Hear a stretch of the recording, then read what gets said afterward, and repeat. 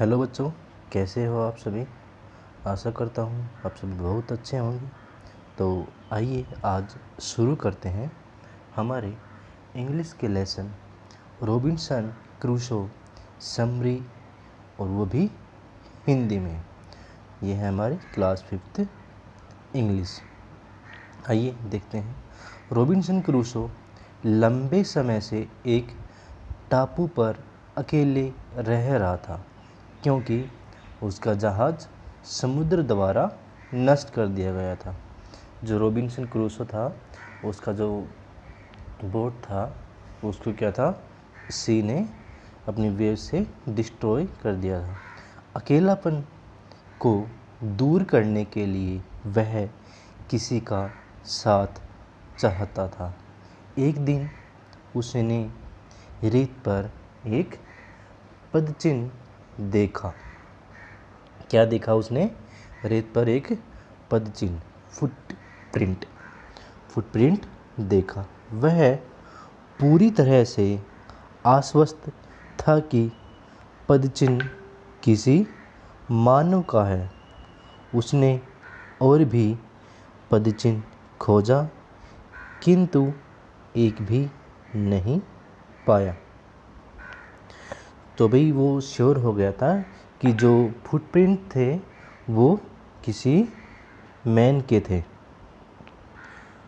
परंतु उसको कोई दूसरा फुटप्रिंट वहाँ पर नहीं मिला। सिर्फ एक ही फुटप्रिंट वहाँ पर था। वह बुरी तरह से डर गया क्योंकि भाई उसको एक फुटप्रिंट मिला था और उसने आसपास कोई भी मानव नहीं देखा था आज तक उस द्वीप पर। द्वीप मीन्स आइलैंड। वह अपनी गुफा की ओर दौड़ गया। कहाँ दौड़ा वो? केव की तरफ। उस रात वह सो नहीं सका। He also didn't sleep that night because he is very much afraid. उसने सोचा कि यह पदचिन्ह मुख्य भूमि के जंगली आदमियों में किसी का होगा जो छोटी सी नाव में घूमता हुआ समुद्र की ओर आ गया होगा। He thought कि these footprints are from some Swiss peoples. Maybe they have came to this area in their boat. क्या होगा अगर वह अन्य जंगली आदमियों के साथ आ जाए और उसे मार डाले। भाई अब वो सोचने लग गया कि शायद वो अपने किसी और दोस्त को ले आए और मेरे को मार डालें। वह अपनी सुरक्षा के लिए प्रार्थना करने लगा। अब वह कुछ ज़्यादा साहसी हो गया।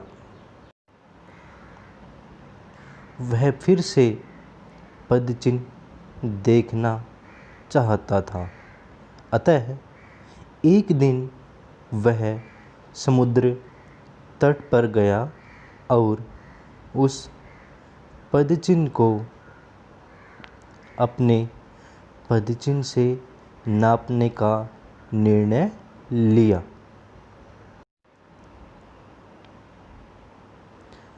और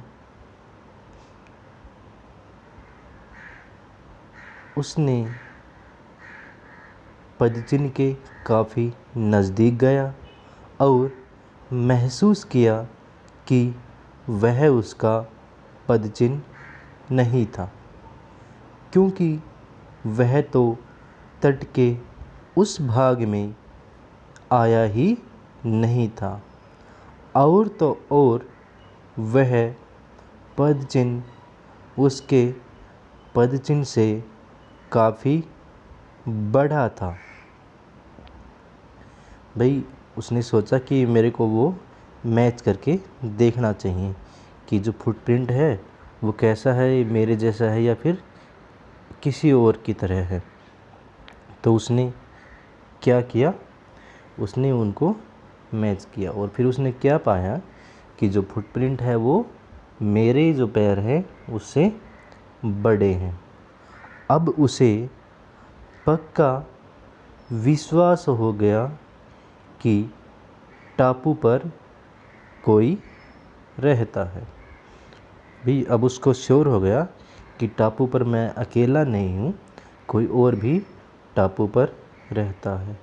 वह फिर डर गया और अपनी गुफा में चला गया। भाई अब उसने सोचा कि शायद टापू पर कोई और भी है, तो वह उससे बहुत ज़्यादा डर गया और उसके बाद वो वापस अपनी गुफा में। तो बच्चों, आपने देखा कि कैसे रॉबिन्सन क्रूसो एक द्वीप पर अकेले रहते थे और वो कैसे अपना जीवन यापन करते थे।